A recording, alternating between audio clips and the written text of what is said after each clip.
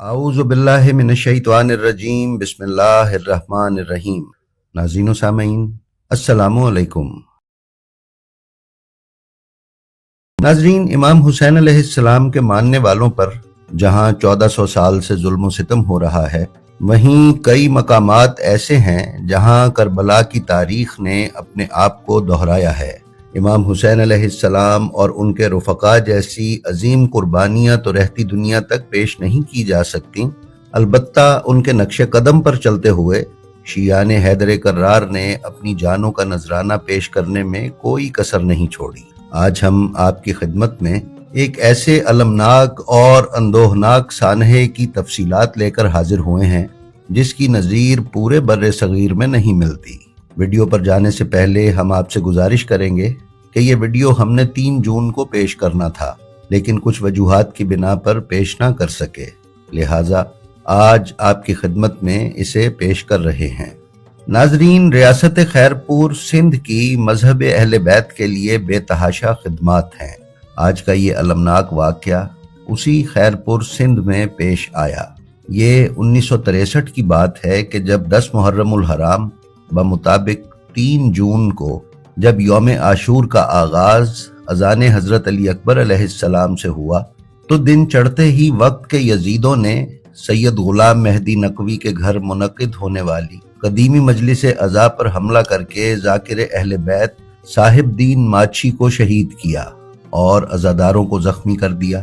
یہ مجلس عزا خیرپور کے نواحی گاؤں ٹھیڑی میں ہو رہی تھی۔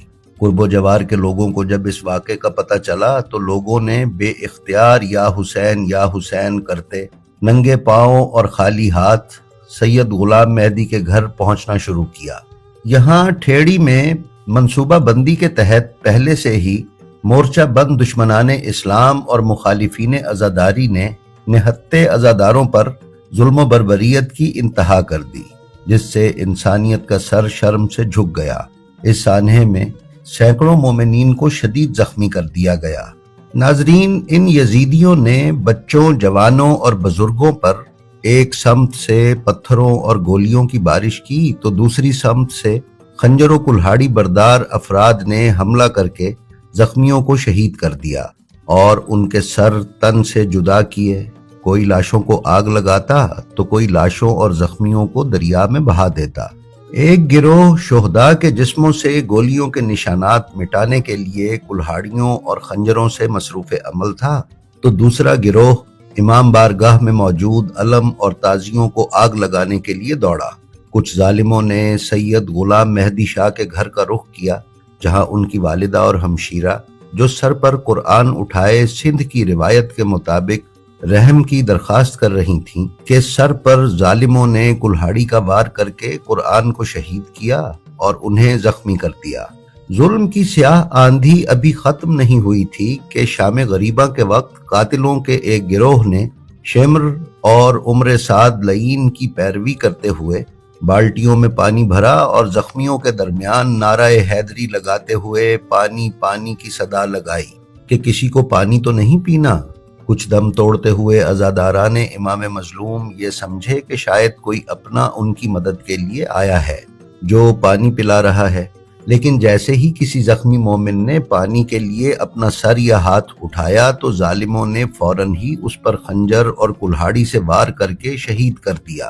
مزید ظلم یہ ہوا کہ چراگاہ کی طرف سے واپس آنے والی لاتعداد بھینسوں کو تنگ گلیوں میں لاشوں کو روندنے کے لیے ہانک دیا گیا، جس سے شہداء کے جسم پامال ہو گئے۔ ظلم و بربریت کی یہ کارروائی سپہر سے لے کر نصف شب تک جاری رہی۔ اس کے بعد کئی حکومتی ادارے شہداء کی لاشیں اٹھا کر سول ہسپتال خیرپور تک لانے میں کامیاب ہوئے۔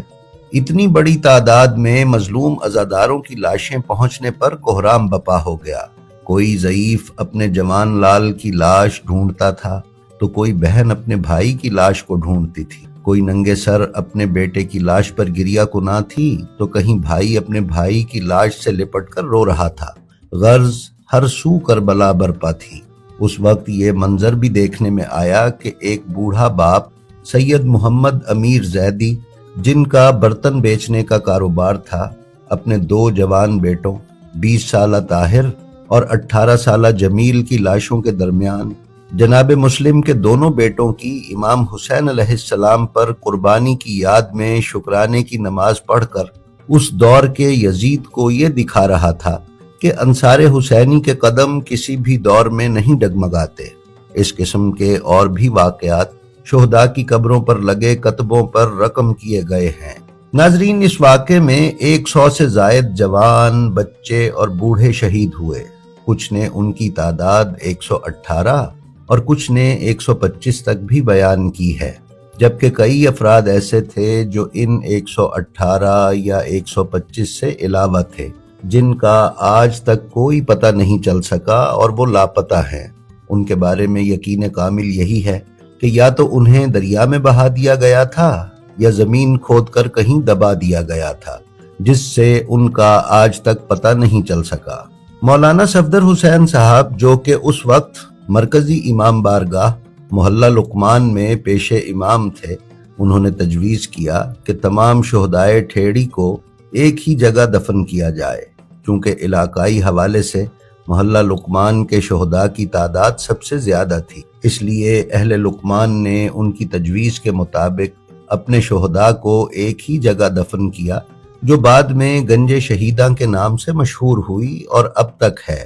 مولانا صفدر حسین نجفی کے ہی حکم شرعی کے مطابق تمام شہداء کی لاشوں کو بغیر غسل و کفن اسی حالت میں دفنا دیا گیا جس حالت میں وہ دستیاب ہوئے تھے۔ جب ان شہداء کی گنج شہیداں کے مقام پر تدفین ہو گئی تو حکومت وقت نے پورے علاقے میں کرفیو کا نفاذ کر دیا اور کسی بھی شخص کو ان شہداء کی قبروں پر جانے کی اجازت نہ دی۔ کچھ دن بعد نصف شب سے قریب ایک معجزہ رونما ہونا شروع ہوا۔ گنج شہیداں کے قرب و جوار میں رہنے والے برادران اہل سنت نے آ کر یہ خبر دی کہ ہر شب گنج شہیداں سے یا حسین کی آوازیں آتی ہیں، جیسے کہ وہاں ماتم ہو رہا ہو۔ جب مومنین نے وہاں جا کر دیکھا تو کوئی بھی نہ تھا۔ تحقیق کرنے پر عینی شاہدین نے بتایا کہ رات کے وقت روشنی کی طرح کا ایک نور گنج شہیدہ میں قبلہ کی طرف سے آتا ہے اور ہر شہید کی قبر پر کچھ دیر قیام کے بعد غازی حضرت ابو الفضل العباس علیہ السلام کے علم مبارک کی جانب بڑھتا ہے۔ جس وقت یہ نور قبروں سے علم پر پہنچتا ہے تو تمام شہداء کی قبور سے شدت کے ساتھ یا حسین کی صدائیں فضا میں بلند ہوتی ہیں، جو بہت دور تک سنی جاتی ہیں۔ یہ سلسلہ کافی عرصے تک جاری رہا۔ اس کے بعد سے زمین کربلا یعنی گنج شہیدہ میں معجزات کا نہ ختم ہونے والا سلسلہ شروع ہو گیا، جو آج تک جاری ہے۔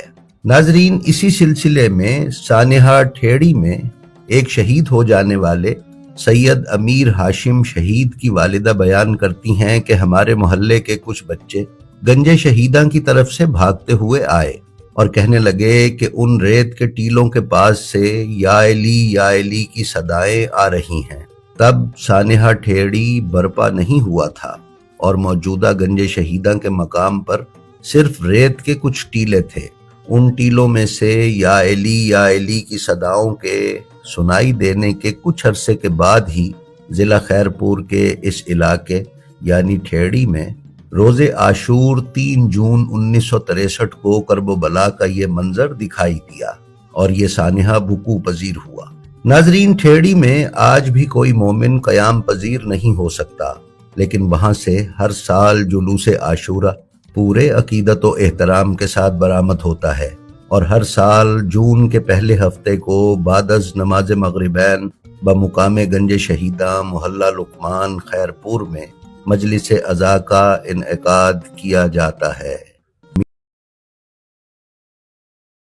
ہماری آپ سے یہ درخواست ہے کہ آپ اپنا اور اپنے متعلقین کا بے حد خیال رکھیں اور اللہ کی مخلوق میں آسانیاں تقسیم کرتے رہیں۔ اللہ آپ کا حامی و ناصر ہو۔ السلام علیکم۔